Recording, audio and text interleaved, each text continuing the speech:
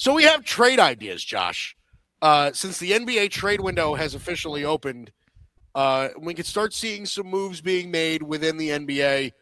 I right now have two that I really like. One of which I really like. Okay. So I'll save that one for the end.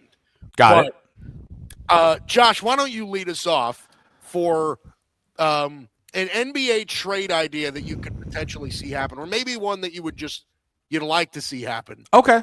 So I came up with three different ones. You tell me, should I share them from what I feel is the best to the worst, or from the worst to the best? From the worst to the best. Save Okay. the best for last. I will save my personal favorite of the three I made for last. So I guess my worst one then, it's a weird way to open and saying, hey, this one stinks. But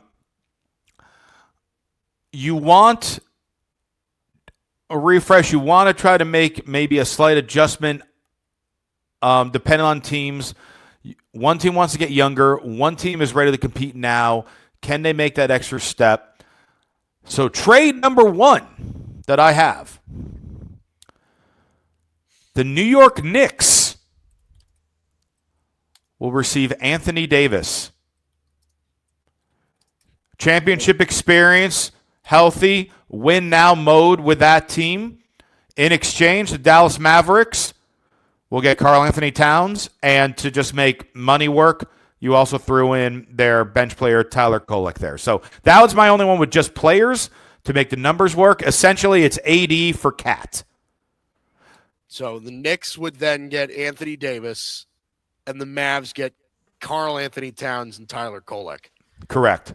Who says no to that trade? I think the Mavs, and because both AD and Cat's contracts are almost identical, they both have 3 years left. It's a difference of about $2 million on each right now. So the Mavs get younger with Cat, and who is someone that can, start playing ideally behind Cooper Flagg, who, he dropped like 40 yesterday? Right. And then the Knicks, who, let's be honest, they're trying to get to the NBA Finals now. You get someone more of a vet experience who also is more comfortable at the 4, but is more comfortable playing the 5 than Cat if needed in Anthony Davis. Yeah, I think I don't think that that's bad. I think for the most part, if I'm saying who says no, I'm probably saying that the Knicks would say no in that respect. Really? You think the Knicks say no to this one? I think the Knicks would probably say no. I think the Mavs get the better part of this deal. Karl Anthony Towns, I think, has adapted pretty well to New York. Okay. He's also a much healthier player. That is true. Anthony Davis. I think that's part of it as well. I think part of me also, again, I'm a draft nerd, and anybody that follows the grid knows that I am a big Tyler Kolek fan. And I know that you said you kind of threw him in just to make money work, but I think Tyler Kolek is like if TJ McConnell and Goran Dragic had a baby, that's Tyler Kolek. He is such a dog to me. I love the way that he plays the game. So I'm a big fan of his. Okay. Like I said, I think, I don't have any problem with this move. But Anthony Davis is not available enough for me to surrender Cat and a young player I like. That's the way that I see it. And that's why I put that as the worst of my 3. Well, it was certainly terrible. So I'm glad you said that. No, wow. I'm joking. Wow. I'm joking, Josh. I'm joking. I would never. You just said to a Taylor Swift ally that the trade was terrible. You realize how many Swifties are going to come at you now? Yeah. No, it's really something. I know. Yeah, you need to go on witness protection right now from that. All right, so here's mine. All right, your first one. I don't have super details. Okay. So I'm going to rely on you for that. Okay. We'll see. Player destination. This is one of the ones that I really like, and I think it fits. Okay. It is in conference, so it makes it a little bit more Interesting. difficult. Yep. The Miami Heat Okay. would trade Tyler Hero to the Detroit Pistons. Wow. Okay.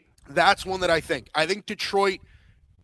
One of the things I think Detroit is missing is a true kind of two-guard scorer that can shoot and stretch the floor. Cade Cunningham, I think, needs a more established backcourt mate, right? Because I think they like being able to move Asar Thompson around to have him play different roles. I like what they have in the front court right now with Duren and all of that. But I think as a true number 2 scorer on that team, I think that can make sense pairing Tyler Hero, who's obviously much more of an off-ball guard, pairing him with a facilitator and all-around star in Cade Cunningham. Again, so who do the Pistons give up? I would.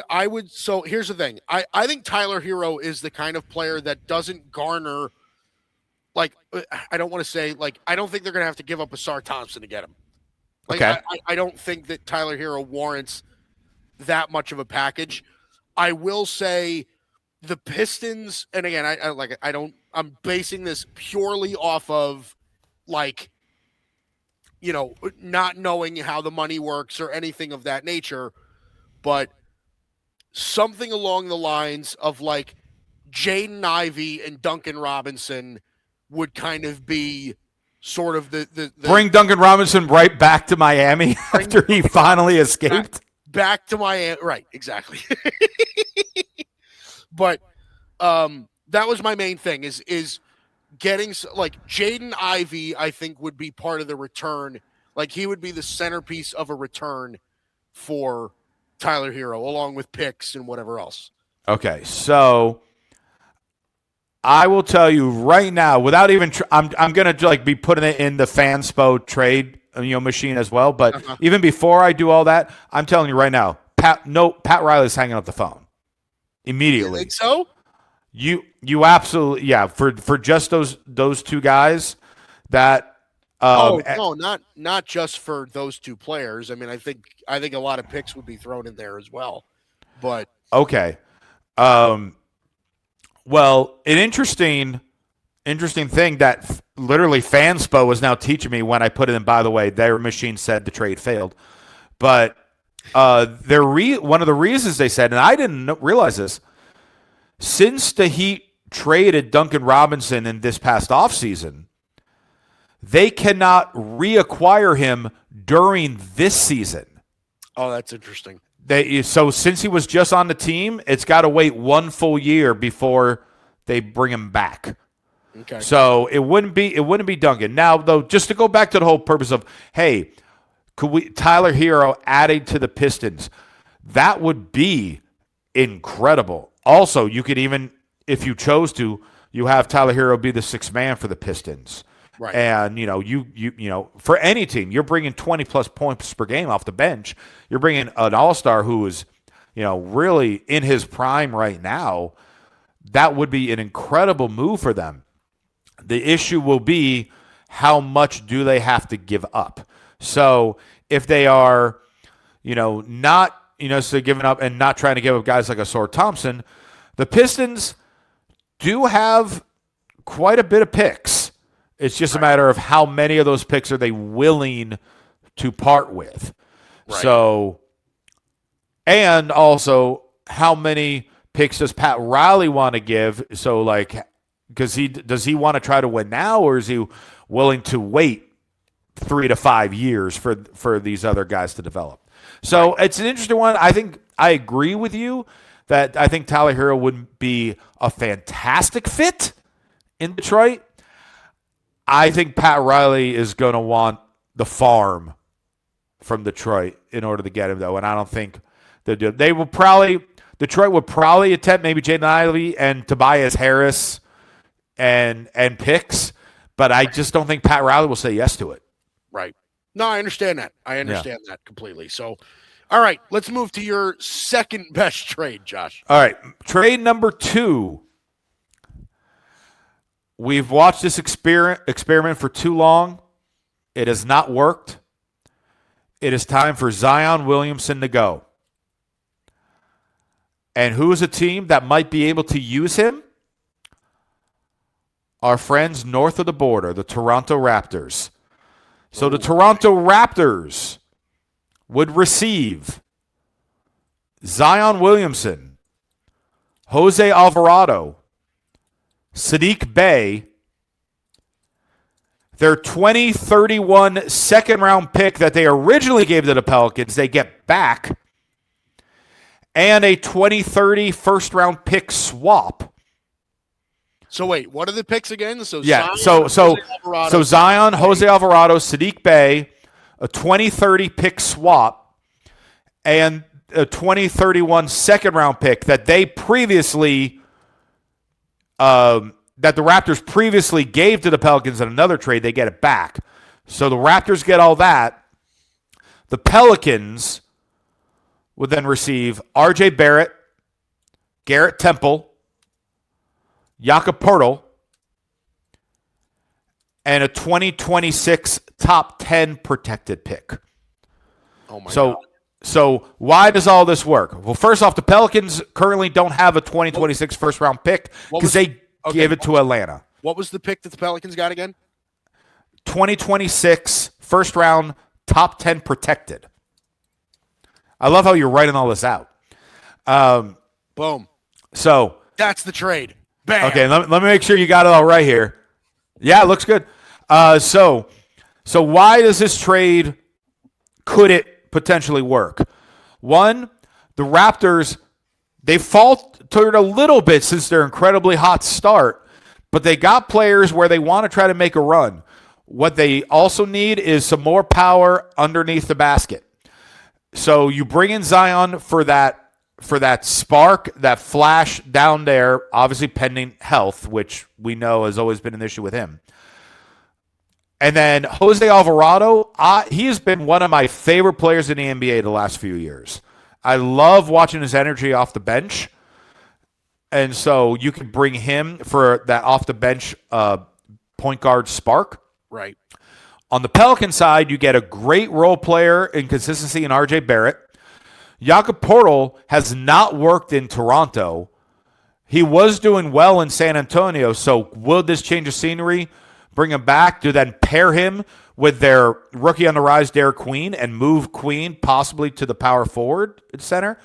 Plus, again, since the Pelicans gave up unprotected their first-round pick this year to Atlanta to get Derek Queen, and we know the Pelicans aren't going anywhere, they need to have some type of draft compensation for this year. And if the Raptors are going to potentially make the playoffs in the East, then you throw in a top 10 protected pick from Toronto. So just in case they falter off so badly, they don't lose the pick. But then that still gives the Pelicans a draft pick. So Zion to Toronto, Barrett, Poeltl, and a 2026 in this loaded, deep draft class that we're going to get to New Orleans. Who says no?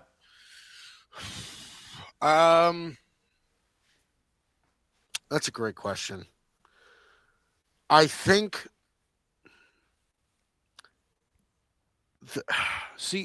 this feels pretty it feels kind of even. That's what trade should in be. A sense. Well, that's the thing is like the Raptors are certainly losing a bit of a rim protector in Poeltl. R.J. Barrett, I mean, I think at this point is a rotational scorer piece. Yeah. Zion, here's the thing. I view Zion as he's dominant when he's healthy. Because he is. He's a dominant player when he's healthy, but he's never healthy. Sadiq Bey, I think, is also a very underrated piece to get back as sort of a 3-and-D type player. Mm-hmm. Alvarado is obviously a scrappy little guard that I like. If I had to say who says no, I think probably the Pelicans say no. I don't know that the Pelicans are getting enough back for Zion in that respect, but I do think that given how, keeping health in consideration, I think this is relatively fair. I All do right. think this is relatively fair. So I realized that my other trade idea that I had, well, not the one that I really, really like, but the other trade idea that I kind of threw in there is not really going to work because he's probably not coming back until February. So my my other trade idea, Josh, and I can't wait for you to shoot this down. So is this the great one, or this is just No, the okay? no, this is the other one. Okay, the other one. The other one. This idea has the Mavericks getting a little younger Okay. and making a bit of a swap with the Cavs. Interesting. My thought was Darius Garland Okay. heading to the Mavericks. And again, I don't know how to make the money work, Yep. but I think the value could be similar, and sending Kyrie Irving back to Cleveland. So just straight up 1-for-1. The idea is those would be the two centerpieces. Like I said, in this sort of scenario, I don't have the complementing pieces.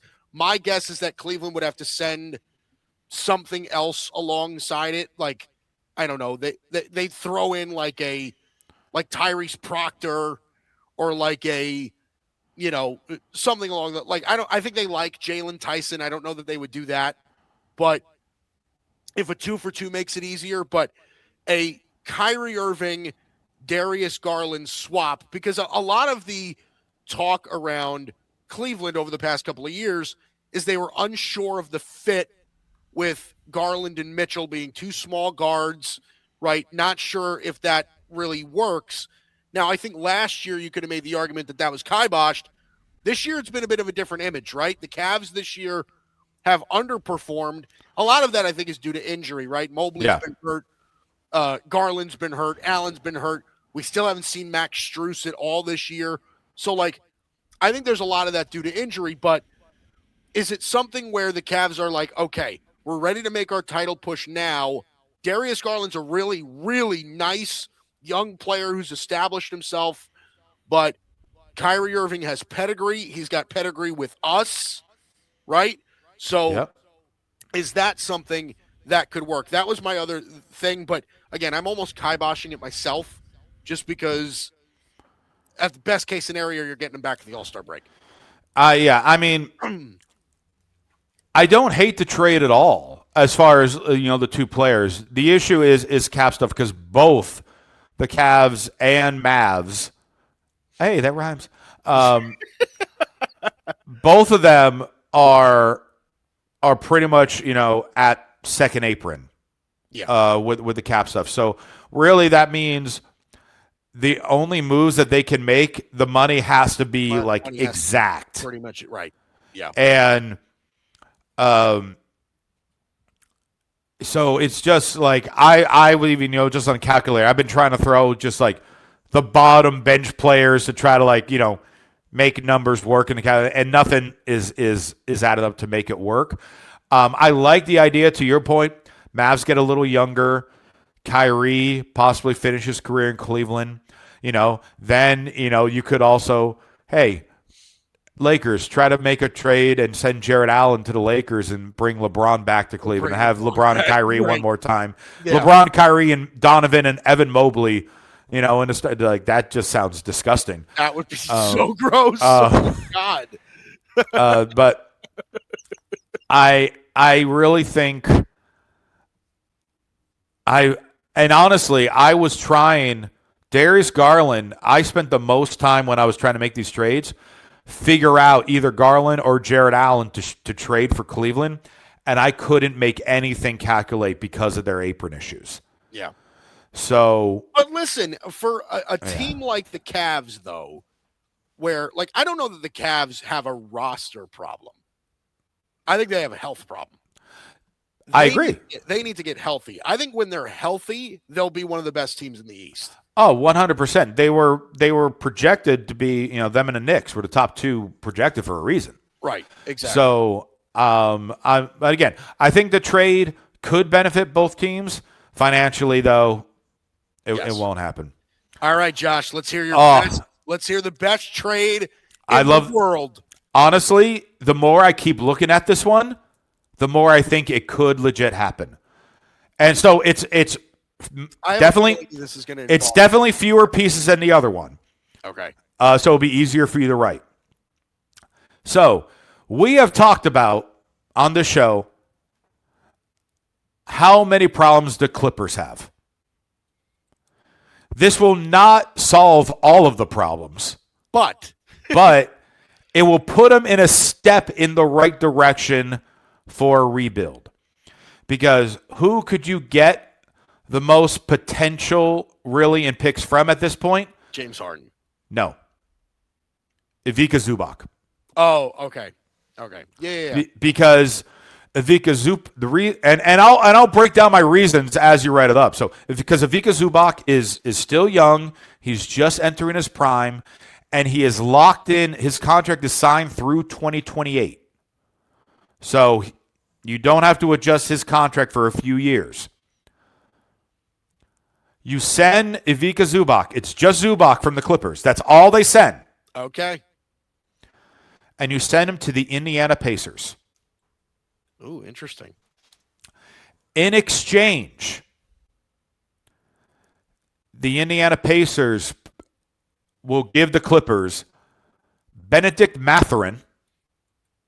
Oh, okay. Wow. Tony Bradley. Okay. Unprotected 2026 first round pick. And a top 8 protected 2029 first round pick. So, why would the Pacers do this? I'm so glad you asked that question. I will answer it. So, the Pacers, we knew this would be a down year because they lost Miles Turner and Tyrese Halliburton was hurt. Halliburton will come back. And then you have Halliburton, Pascal Siakam, and Ivica Zubac in his prime. Mm-hmm. All of a sudden, in 2026, the Pacers will be right back in the thick of things in the East. Right. So they would be willing to gamble their pick to get back in the thick of it in the East. And with the Clippers side, as far as receiving these guys, Benedict Mathurin, awesome role player, but he is also going to be a restricted free agent. So the Clippers can choose whether or not they want to keep him or to continue moving on with their rebuild. They would get the option for that. Tony Bradley, you throw in as a big to help with money and get some playing time since the Clippers would need size. The Clippers don't have a 2026 first-round pick. They would get the Pacers, which will be most likely a top 10 pick. And then 2029, they don't have a pick there. They will get a pick from the Pacers, who will be better at that point. So that's why it's top 8 protected. But they will still get an extra first-round pick. So now you got more picks for the Clippers to rebuild. You got a young guy in Mathurin where they can choose whether or not to keep. And the Pacers get a dominant force under the basket in preparation for next season, where they go back at it with your trio of Halliburton, Siakam, and Zubac. Who says no? Boy, do the Pacers like Benedict Mathurin. Restricted free agent, though, so they'd have to pay him. They would have to pay him. 2 first-round picks. I mean, look, the Clippers certainly do not say no. That I will tell you. The Clippers would absolutely not say no. So if I'm picking one, if I have to pick one of who says no, I think the Pacers might. Mm-hmm. But I do think that works because ever since losing Miles Turner, and this Pacer season is a wash, right? Yes. But Which they knew going into the season it would be a wash. Into it, right. No Halliburton. This season was a wash. They do lack that interior presence. Yeah. Right? I mean, I think like Jay Huff is giving them something, but they certainly lack what Miles Turner brought them. Zubats is not Miles Turner. Okay. Zubats doesn't stretch the floor like Miles Turner. He doesn't handle the ball like Miles Turner, but he's a much more traditional center who can protect the rim, finish efficiently at the basket, all of those different things. So yeah, I think that this works. I do. I think this works. And I mean, this is just my opinion based on their ages and how they play and things like that. If you were to ask me, who would I want to start at center on my team between Miles Turner and Ivica Zubac? Right now, I'm picking Zubac. Yeah. Because I think he's just getting into his prime and dominant rim protector. As great as Miles Turner is in stretching the floor, yeah, I got other players that can do that. Yeah. All right, are you ready? Oh. Are you ready for Am I ready? You've been hyping this up. This better be good. Now, I'm stealing from Bleacher Report in the sense of the package. Okay? The trade idea was mine. Okay? Already an asterisk on this. Okay. This is already okay. Okay. Okay.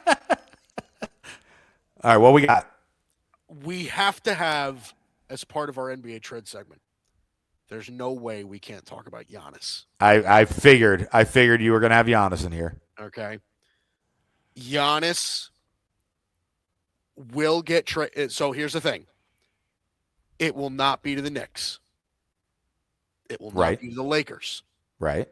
It will not be to Minnesota or any of that other crap. It will not be to the Nuggets. Okay. Yeah, it certainly wouldn't be to the Nuggets. It won't be to the Thunder. Okay. The perfect fit. Perfect. Picture perfect fit for Giannis Antetokounmpo. I'm already clicking the team. I think I know exactly what you're talking about already. Is the San Antonio Spurs. Yep. The San Antonio Spurs. All right, so what are we giving up? Trade for Giannis. The trade that Bleacher Report has for this, and it does make sense, is Giannis and Thanasis. I mean, of course. Right? Why would you not? No, obviously. They can't. Meanwhile, the other brother is on a two-way contract with Milwaukee. So, are they just going to leave him in the dust? But anyway. They can throw him in there if they really want. Devin Vassell. Okay. Keldon Johnson. Okay. Dylan Harper. Okay. And 2 first-round picks. 2030, 2032. 2030 and 2032. Giannis to the Spurs. De'Aaron Fox, Wemby, Giannis, Stephon Castle. Go win a title.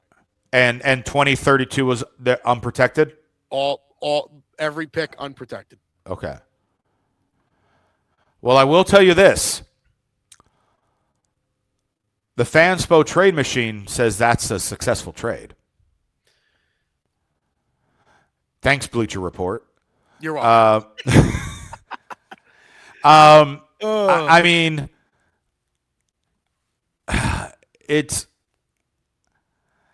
this is the one that I said I really, really, really liked. I mean, it's a really good trade. This was gold. The only thing I would, if I was Milwaukee, I would try to get maybe one more pick, sooner. And I can understand it being a protected pick or something like that. But just to add another young guy, obviously, you got 3 good young players that are coming over. You got 2 good picks. Yeah. Now, that 2030 pick, though, depending on the situation with it, Dallas or Minnesota have the ability of swapping that pick, the 2031. Okay. 2032 is fair game. So because of that, if I were the Bucks, I would try to get. They have the Bucks currently have Atlanta's 2027 first round pick. I would try to also get that. If they added that as well, the trade machine still listed as a successful trade because that's how damn good Giannis is. So you add that one pick in there, I think that is the perfect trade for both teams. Yeah. You still have Stephon Castle. You still have De'Aaron Fox. You got Wemby. You add Giannis and Thanasis. Can't forget Thanasis. You can't forget Thanasis. And the Bucks get a young core and picks to go for the rebuild. Yeah. I love this trade for both teams. Yeah. Yeah. See? Told you. Yeah, Giannis, and you, Giannis but you didn't make up the whole trade. It was I didn't make up the whole trade, but the concept of Giannis to the Spurs. 100%. I mean, I know I talked about with my crazy hot take game, last week of Giannis to the Thunder. I know that's beyond far fetched. The one that seemed the one to be the best fit is the Spurs. Yeah. And again, in this type of package, the Spurs certainly give up youth, but not to the point where they could be damaged. Yeah. So I love this trade. 3 good, young, talented players, 3 first-round picks. And you get Thanasis onto the Kumbo. And you get Thanasis. And Giannis is tagging along.